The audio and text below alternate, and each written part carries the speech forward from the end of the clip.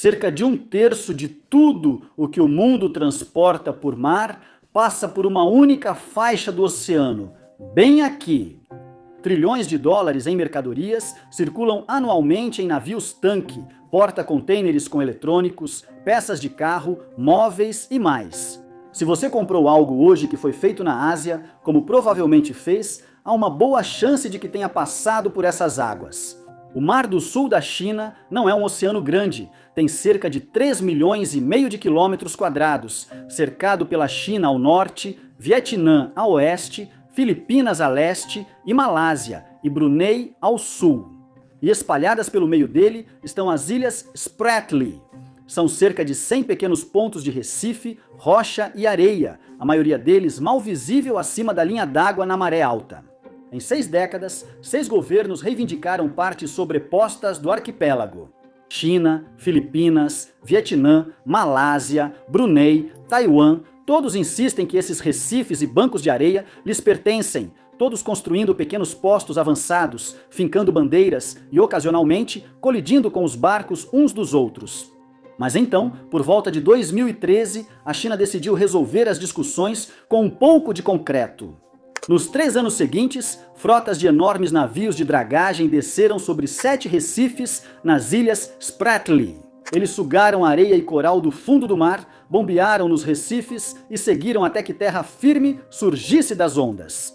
Após concluírem, a China criou cerca de 3.200 acres de novas terras, o que equivale a 1/5 do tamanho de Manhattan. Construídas do zero, no meio de um mar disputado, o comandante da Marinha dos Estados Unidos no Pacífico na época, almirante Harry Harris, tinha um nome para isso. Ele chama isso, apropriadamente, de Grande Muralha de Areia, mas a areia foi só o começo. Nessas plataformas artificiais, a China construiu bases militares. 3 ilhas agora possuem pistas de pouso com mais de 3.000 metros. Isso equivale a 30 campos de futebol enfileirados, comprimento suficiente para pouso de bombardeiros pesados. Possuem portos de águas profundas, radares, abrigos para mísseis com tetos retráteis, depósitos subterrâneos de munição e hangares reforçados para aeronaves. Imagens de satélite mostram caças nos pátios, mísseis antinávio voltados ao mar e baterias terra-ar prontas para abater qualquer coisa que voe perto demais. Esses são, em teoria, como porta-aviões insubmersíveis, por assim dizer. Plataformas permanentes projetando o poder militar chinês em uma das vias navegáveis mais estrategicamente importantes do mundo. E é exatamente isso que Pequim quer que você veja. O que é mais difícil de ver nas fotos de satélite é tudo aquilo que torna essas fortalezas insulares profundamente e fundamentalmente frágeis. Elas enfrentam alguns dos tufões mais fortes do mundo e estão ao alcance de mísseis de cruzeiro, aeronaves furtivas e possíveis armas hipersônicas de meia dúzia de países. Dependem de linhas de suprimento que se estendem por centenas de quilômetros no mar, assentadas sobre areia dragada, sobre corais mortos. Um tribunal internacional já decidiu que a China não tem direito legal à maioria das águas que controla. Apesar de o feito de engenharia ser impressionante, quero dizer, estamos falando de megaprojetos. Eu estou construindo esses estúdios. Essas fortalezas reluzentes podem ser o erro mais grandioso que a China já cometeu. Por que construir ilhas, afinal? Certo, então por que a China construiu essas ilhas? Se você olhar para um mapa, a China tem uma longa linha costeira, mas quase todas as rotas de navegação de e para essa costa passam por pontos de estrangulamento estreitos controlados por outros países. O principal é o Estreito de Malaca, canal estreito entre Malásia e Indonésia, com só 65 quilômetros na parte mais estreita. Cerca de 80% do petróleo bruto importado pela China passa por esse estreito. Os estrategistas chineses têm um nome para essa vulnerabilidade. Eles a chamam de Dilema de Malaca. E em tempos de paz, tudo bem, sem preocupações, mas em uma crise. Se marinhas hostis bloqueassem esse ponto, a economia chinesa sofreria em poucas semanas. O Mar do Sul da China fica na outra ponta desse funil. Controle essas águas e você tem opções.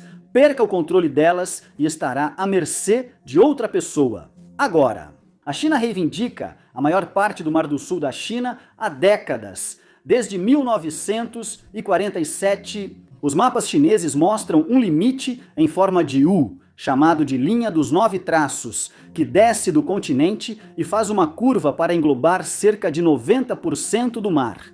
Pequim baseia essa reivindicação em direitos históricos, alegando que pescadores e comerciantes chineses usam essas águas há séculos e por isso toda a região seria território chinês. Outros países, sem surpresa, discordam. Vietnã, Filipinas, Malásia, Brunei e Taiwan têm reivindicações sobrepostas. Segundo o direito internacional e a Convenção da ONU sobre o Direito do Mar, a maioria dessas águas é internacional ou dos estados costeiros que elas banham. Por muito tempo essa disputa ficou latente, nunca realmente explodiu, mas então as coisas mudaram. Em primeiro lugar, trata-se de recursos. Pesquisas geológicas sugeriram que o Mar do Sul da China pode conter cerca de 11 bilhões de barris de petróleo e 190 trilhões de pés cúbicos de gás natural, o que isso é muita coisa.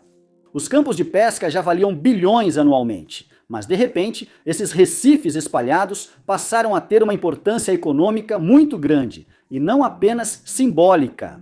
Em segundo lugar, o cenário estratégico mudou muito. Nos anos 2000, a Marinha dos Estados Unidos dominava o Pacífico Ocidental e seus porta-aviões navegavam livremente.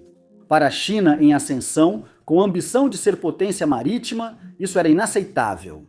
A China tinha pequenos postos em recifes das Spratly desde os anos 80, com plataformas de concreto sobre estacas e alguns soldados, nada realmente sério. Então a situação começou a escalar. Em 1995, as Filipinas descobriram que a China havia construído estruturas no Recife Michiev, dentro do que Manila considerava sua zona econômica exclusiva. As Filipinas protestaram, a China deu de ombros e basicamente disse: "Ei, o que você vai fazer a respeito, camarada?" Em 2012, embarcações chinesas e filipinas se enfrentaram no Banco Scarborough, Recife, a cerca de 200 quilômetros da costa das Filipinas. Após semanas tensas, navios chineses assumiram o controle e nunca mais saíram. Voltaremos ao Banco Scarborough depois. Quando Xi Jinping consolidou o poder em 2012 e 2013, o padrão ficou claro: pequenas ações unilaterais e lidar com as consequências depois. Mas então veio uma grande decisão. Em vez de construir mais uma plataforma sobre palafitas, a China construiria ilhas artificiais para abrigar campos de pouso, portos, estações de radar, baterias de mísseis e bases avançadas, permitindo o alcance de caças em quase todo o Mar do Sul da China. A estratégia era simples: ampliar o radar e estender o alcance dos mísseis além do continente.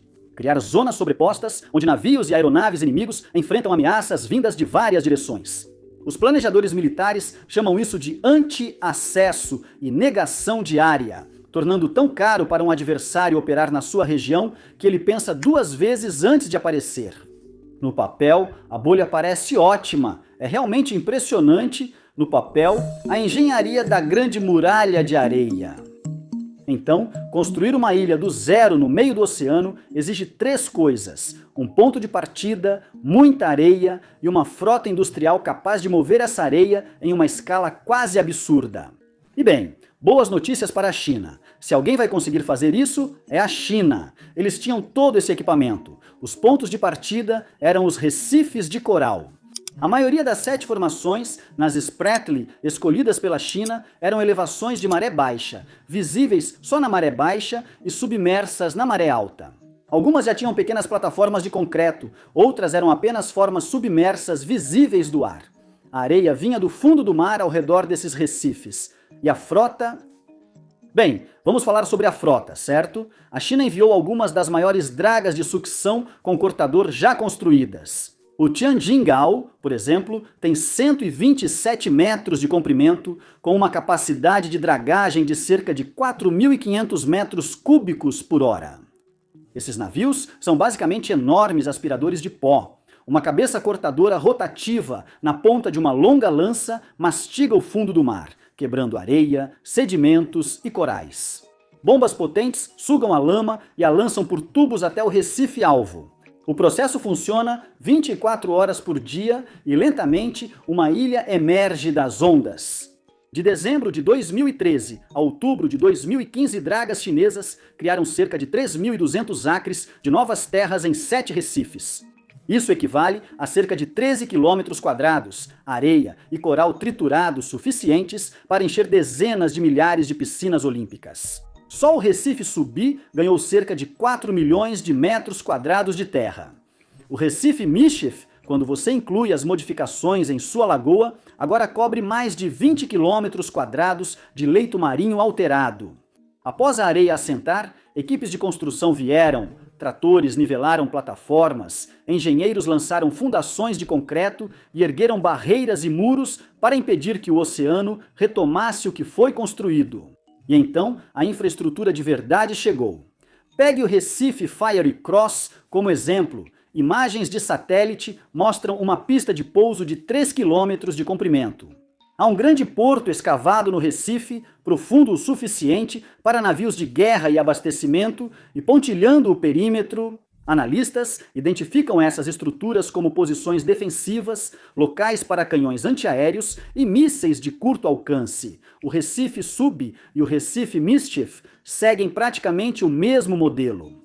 A Iniciativa de Transparência Marítima da Ásia, que monitora a construção com imagens de satélite comerciais, observou: o design é padronizado nas 3 principais bases: mesmo comprimento de pista, configuração de porto e layout defensivo. Ctrl+C, Ctrl+V.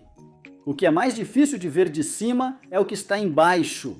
Imagens de satélite revelam acessos a instalações subterrâneas, bunkers de munição e depósitos de combustível projetados para resistir a bombardeios. Há também garagens com tetos retráteis e abrigos para lançadores móveis de mísseis que saem, disparam e retornam à cobertura. Pesquisas recentes de engenharia chinesa sugeriram até escavar túneis sob essas ilhas artificiais para criar mais espaço protegido. Escavar areia de coral dragada é tecnicamente desafiador devido à instabilidade do material e infiltração contínua de água subterrânea. Os planos indicam que Pequim considera essas bases investimentos de longo prazo que merecem mais reforço, construídos sobre o que costumava ser um recife de coral vivo. A construção de ilhas pela China, em maio, enterrou aproximadamente 13 quilômetros quadrados de ecossistema de Recife sob areia e concreto. As operações de dragagem destruíram estruturas de coral em uma área muito maior. Frotas de pesca chinesas na região coletaram mariscos gigantes com técnicas que removem a superfície do Recife, prejudicando mais de 100 quilômetros quadrados de coral só nas ilhas Spratly. Isso importa além da preocupação ambiental, recifes de coral e berçários. As larvas flutuam nas correntes para repor estoques em todo o Mar do Sul da China.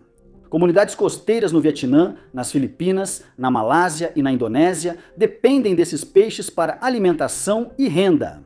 Em 2016, um tribunal internacional em Haia examinou as evidências e decidiu que a recuperação de terras pela China causou danos graves aos ambientes de recifes de coral. Sem surpresa, o tribunal determinou que a China descumpriu sua obrigação internacional de proteger ecossistemas marinhos frágeis. Pequim rejeitou a decisão e a construção foi retomada, e ninguém ficou surpreso. Vulnerabilidade geográfica e militar.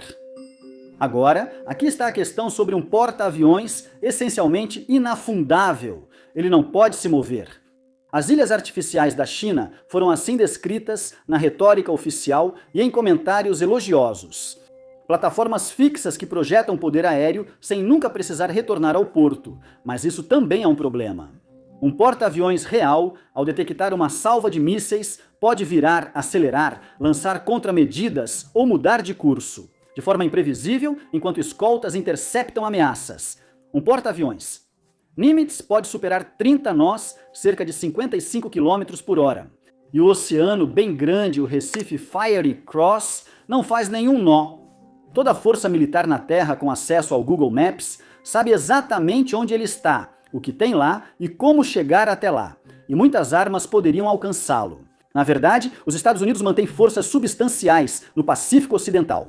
Guam abriga bombardeiros B-52 e B-2, caças F-35 no Japão podem levar mísseis de longo alcance. Submarinos da Marinha dos Estados Unidos transportam mísseis Tomahawk com alcance acima de 1.600 quilômetros. E esses são só os sistemas já estabelecidos. Os Estados Unidos têm testado armas hipersônicas, projetadas para atingir alvos a velocidades acima de Mach 5, muito mais rápido do que qualquer sistema de defesa aérea pode interceptar de forma confiável. Todas as bases Spratly da China estão dentro do alcance dessas armas. Os vizinhos também têm opções. As Filipinas passaram a comprar mísseis BrahMos da Índia, com alcance de 290 quilômetros suficientes para atingir o Recife Mischief a partir de Palawan. O Vietnã utiliza mísseis modernos antinávio e de ataque terrestre russos. Japão, Coreia do Sul e Austrália ampliam suas capacidades de ataque de longo alcance. Militarmente, as ilhas ficam em zonas de alcance sobrepostas de armamentos. Elas podem ser atacadas de diferentes direções, por vários países, com vários sistemas, e ao contrário de um grupo de porta-aviões, não podem manobrar para escapar. Isso é crucial nas primeiras horas de um conflito. Estudos de jogos de guerra e análises estratégicas identificam consistentemente alvos fixos e de alto valor como prioridades máximas para ataques iniciais. Radares, defesas aéreas, centros de comando, esse tipo de coisa. A lógica é simples. Se você está tentando cegar alguém em uma luta, você vai nos olhos primeiro. Aqui, os olhos são radares em bases de concreto no oceano, e as defesas aéreas são lançadores de mísseis em estruturas com coordenadas de GPS públicas. Um ataque de saturação com dezenas ou centenas de mísseis chegando simultaneamente de várias direções pode sobrecarregar defesas e criar crateras nas pistas antes das aeronaves decolarem. Abrigos reforçados protegem, mas bunkers subterrâneos resistem a impactos que destruiriam instalações na superfície. Porém, uma pista cheia de crateras é inútil, mesmo com hangares intactos. Uma entrada de porto bloqueada por um navio afundado é inútil. Uma cúpula de radar com um buraco também é obviamente inútil. Mesmo funcionando bem, essas bases têm limites de capacidade. Recife Fiery Cross, o maior posto avançado das Spratly, abriga cerca de 24 caças e cerca de 4 aviões maiores, como patrulha ou aviões-tanque. Essa estimativa considera os hangares e o pátio. Um porta-aviões classe Nimitz, por exemplo, leva de 60 a 70 aeronaves. Trata-se de apenas um porta-aviões americano, ou seja, um grupo de ataque traz mais poder aéreo do que as 3 principais bases chinesas nas Spratly juntas. Então sim, as ilhas ampliam o alcance da China e de fato oferecem cobertura de radar e alguma capacidade de dissuasão com mísseis. Porém, em um conflito sério, elas sofreriam danos massivos nas primeiras horas e, diferente de um porta-aviões, não poderiam navegar para longe para reparos. São ilhas, logística e sustentação. Agora, toda base militar precisa de suprimentos. Bases no continente recebem esses itens por caminhão, trem e oleoduto. Bases no exterior costumam ficar perto de portos aliados e criar cadeias de suprimentos. As ilhas Spratly, da China, recebem tudo por navio ou aeronave, atravessando centenas de quilômetros de oceano aberto a partir de Hainan ou do continente. Em tempos de paz, isso é caro e complicado. Navios de suprimentos entram e saem constantemente. Cada litro de combustível usado por um caça no Recife Fiery Cross percorreu cerca de 1.000 quilômetros de mar aberto desde o grande porto chinês mais próximo. Cada míssil em um lançador foi transportado pela mesma distância, cada saco de arroz consumido pela guarnição, cada filtro de purificação de água, cada rolo de papel higiênico, tudo foi transportado. E em tempos de paz, como dissemos, é caro, mas tudo bem, funciona bem. Em tempos de guerra, nem tanto. As rotas de suprimento cruzam águas disputadas por submarinos, navios e aeronaves de vários países. Submarinos de ataque dos Estados Unidos patrulham esses mares. Filipinas, Vietnã e Japão possuem capacidades antinavio. A Austrália está comprando aeronaves de ataque de longo alcance e submarinos. Os mesmos zonas de engajamento sobrepostas que ameaçam as próprias ilhas também ameaçam qualquer embarcação que tente alcançá-las. Minas representam outro problema. Algumas dezenas de minas navais perto de um porto podem obrigar navios a reduzir a velocidade para a varredura ou arriscar danos graves. Lançar minas a partir de submarinos ou aeronaves é relativamente fácil, mas se livrar delas é um pesadelo. Mesmo sem combate, bloqueios ou quarentenas podem estrangular as ilhas com o tempo. Elas possuem estoques de combustível, água e comida, mas acabam eventualmente. Uma base que não pode ser reabastecida é uma base que lentamente perde a capacidade de operar e ainda tem o peso da manutenção. A maresia corrói o metal, a umidade degrada os componentes eletrônicos e o calor intenso compromete o concreto. O Mar do Sul da China apresenta constantemente todos esses fatores e ainda tem aqueles tufões periódicos, bem sérios, e tudo isso precisa ser reparado o tempo todo. Clima e risco de tufão. O norte do Mar do Sul da China está localizado em um dos corredores de tufões mais ativos do planeta. Anualmente, tempestades surgem no Pacífico Ocidental e seguem para o oeste, passando pelas Filipinas, ilhas Spratly e rumo ao continente asiático. O super tufão Hagasa, que atingiu a região no final de 2024, gerou ressacas superiores a 3 metros ao longo das costas afetadas e forçou evacuações em massa em vários países. Em 2013, o super tufão Haiyan, um dos ciclones tropicais mais fortes já registrados, matou mais de 6 mil pessoas nas Filipinas. Pesquisas climáticas indicam que essas tempestades pioram à medida que a temperatura dos oceanos sobe e os tufões extraem mais energia da água. Estudos do Mar do Sul da China indicam que as alturas significativas das ondas durante grandes tempestades têm aumentado e as ressacas estão avançando ainda mais para o interior ao longo das costas de baixa altitude.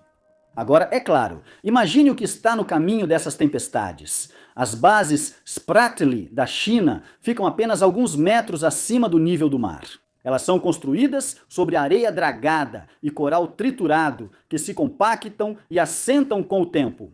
As fundações ficam sobre o que costumava ser estruturas de recifes submersos, cercadas por águas profundas de todos os lados. Quando um tufão se aproxima, as ilhas naturais contam com vegetação, raízes e geologia consolidada que as mantém unidas. Essas plataformas artificiais possuem muros de contenção, proteção de rochas e vários reforços instalados após a dragagem. Uma ressaca de 3 metros invadindo uma pista de pouso é um problema. Ondas de 6 metros batendo em um muro de contenção por horas é um problema ainda maior. A inundação por água salgada de sistemas elétricos, depósitos de munição e hangares de aeronaves é um problema ainda maior. E as tempestades continuam vindo ano após ano. Engenheiros alertaram sobre a subsidência, o afundamento gradual de terras recuperadas. À medida que o material dragado se assenta e se compacta sob seu próprio peso, sucessivos tufões aceleram a erosão nas bordas. A China construiu aeroportos em castelos de areia, colocando-os no caminho de tempestades cada vez mais fortes. Os castelos de areia, eles são realmente bons castelos de areia. São reforçados, são fortes, têm concreto, aço e engenharia séria por trás deles. Meu filho ia adorar essa parada, mas o oceano é o oceano. É uma repercussão legal e diplomática realmente poderosa. Em janeiro de 2013, as Filipinas foram o primeiro país a processar a China pelo Mar do Sul da China. O caso foi ao Tribunal Permanente de Arbitragem em Haia, criado para resolver disputas internacionais. Sob a Convenção das Nações Unidas sobre o Direito do Mar, assinada por ambos os países, as Filipinas solicitaram ao tribunal uma decisão sobre as amplas reivindicações e ações agressivas da China nas áreas disputadas.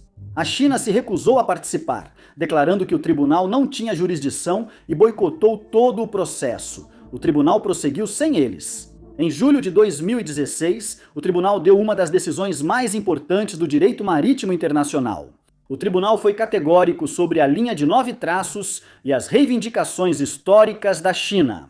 O tribunal decidiu que a China não tinha base legal para reivindicar direitos históricos sobre os recursos. Nesse amplo limite, a linha de 9 traços não tinha validade legal. Quanto às ilhas artificiais, a decisão também foi direta. Muitas formações onde a China construiu, como os recifes Mischief e Sub, são consideradas elevações de baixa mar, ou seja, ficam submersas na maré alta. Pelo direito internacional, elevações de baixa mar não criam mares territoriais ou zonas econômicas exclusivas, mesmo com construções sobre elas. Empilhar areia e concreto sobre um recife submerso não o transforma em território soberano. Legalmente, o recife Mischief ainda é um recife submerso. A China simplesmente construiu uma enorme base aérea em cima dele. O tribunal também abordou os danos ambientais. O tribunal concluiu que a campanha de construção de ilhas pela China causou danos graves aos ecossistemas de recifes de coral e violou as obrigações da China sob a CNUM de proteger e preservar o meio ambiente marítimo. A China rejeitou tudo. O Ministério das Relações Exteriores considerou a decisão nula e sem efeito, afirmando que o país não a aceitaria nem reconheceria. A construção continuou, mas a decisão não desapareceu. Veja, isso deu às Filipinas e outros países reivindicantes uma base legal. Agora, autoridades filipinas podem citar um tribunal internacional que reconheceu aquelas águas como pertencentes às Filipinas, segundo a CNUM. Quando os Estados Unidos conduzem operações de liberdade de navegação em águas reivindicadas pela China, contam com o respaldo legal da decisão de Haia. A decisão também ajudou a justificar uma onda de novos acordos de defesa.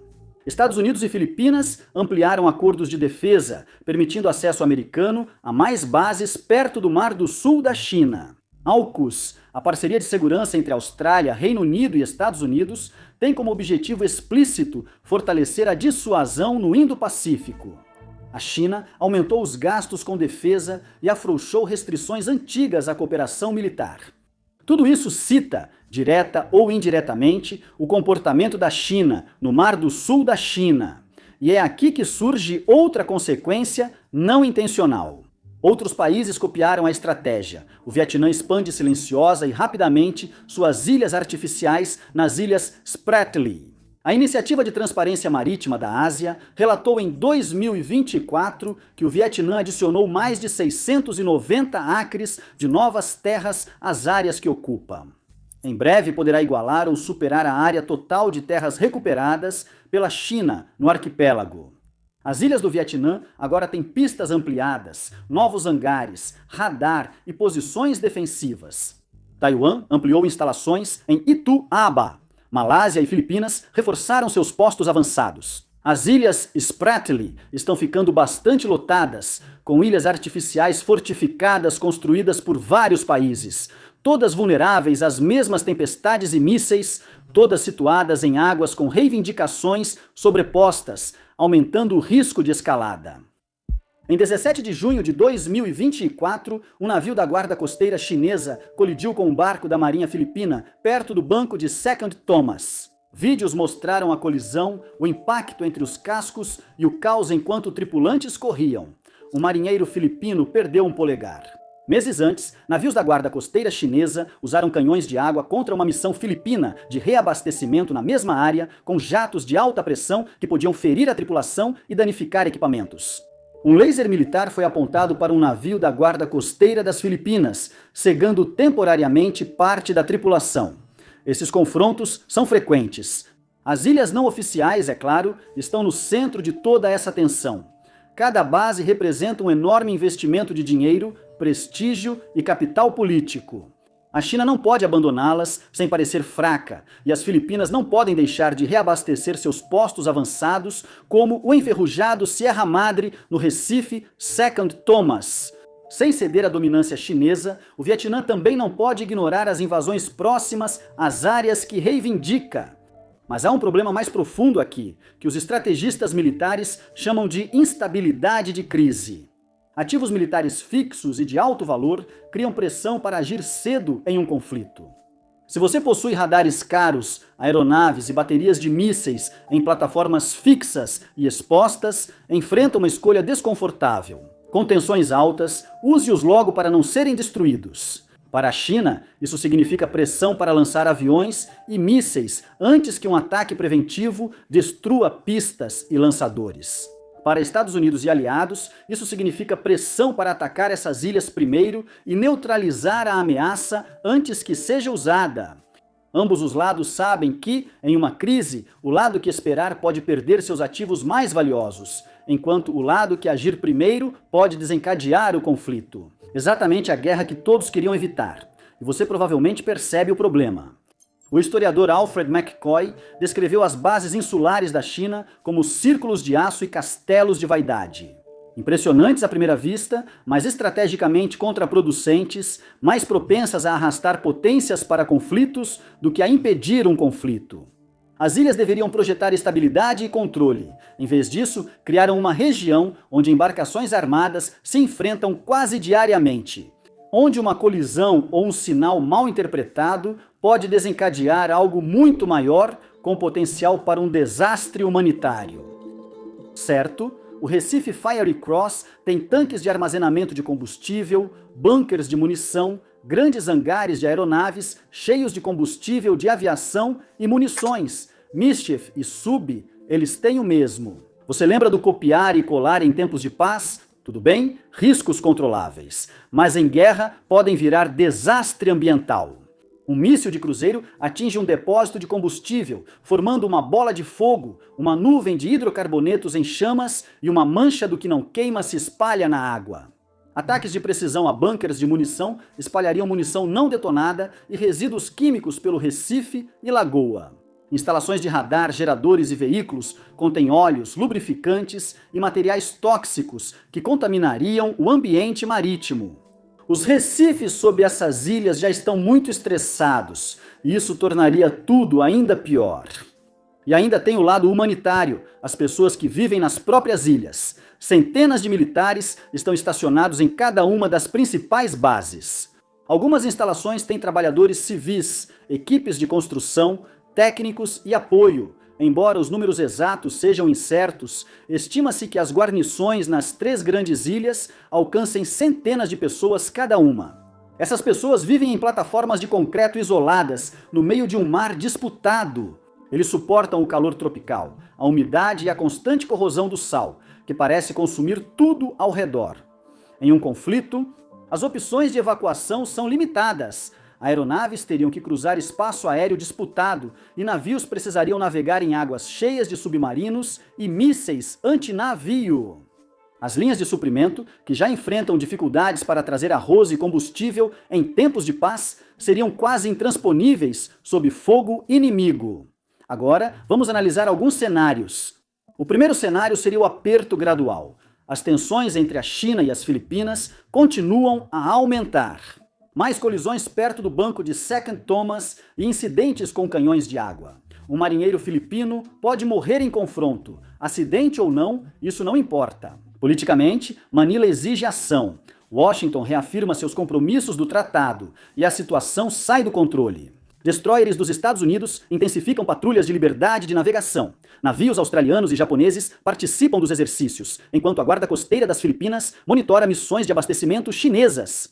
Empresas de navegação comercial, preocupadas com as taxas de seguro e o risco político, começam a desviar navios porta-contêineres da área em vez de passarem por ela. As linhas de abastecimento da China para suas bases nas ilhas ficam sobrecarregadas e navios de reabastecimento precisam de escoltas, como destroyers ou fragatas, que poderiam ser usados em outros locais. Aeronaves indo às ilhas requerem escolta de caças. Cada missão usa mais combustível, custa mais e exige maior coordenação. As ilhas seguem operacionais, mas o custo de mantê-las cresce e cada missão de reabastecimento vira possível foco de conflito. Isso pode durar meses ou anos.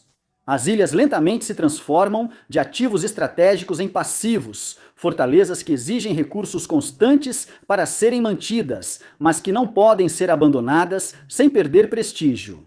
E quanto ao cenário 2? As primeiras horas, uma crise em Taiwan ou um confronto direto no Mar do Sul da China. A situação escala além do ponto sem retorno e alguém dispara o primeiro tiro. Estrategistas militares de todos os lados estudaram esse jogo de guerra. Estudos mostram consistentemente o mesmo padrão: alvos fixos e de alto valor são atingidos logo no início. Logo no início, mísseis de cruzeiro e aeronaves furtivas atacariam radares e baterias de mísseis superficiar na região. As bases nas ilhas Spratly, com radomos e defesas conhecidas, seriam alvos prioritários. Após o ataque, o que sobra? Infraestrutura danificada em plataforma isolada, sem poder projetar força, sem reforços e aguardando o fim de uma guerra que pode demorar meses ou anos. Analistas militares que analisaram esses cenários costumam chegar a conclusões parecidas. As ilhas artificiais da China trazem valor real em tempos de paz, com radar ampliado e presença avançada, além de vantagem coercitiva na guerra. Elas são apenas alvos futuros. A China já trabalha para resolver algumas dessas vulnerabilidades. Imagens de satélite revelam obras em várias ilhas, quebra-mares mais altos, portos reforçados e instalações subterrâneas maiores. A lógica é simples. Se a superfície é vulnerável, coloque mais ativos no subsolo. Se houver tempestades, construa muros mais altos. Fácil!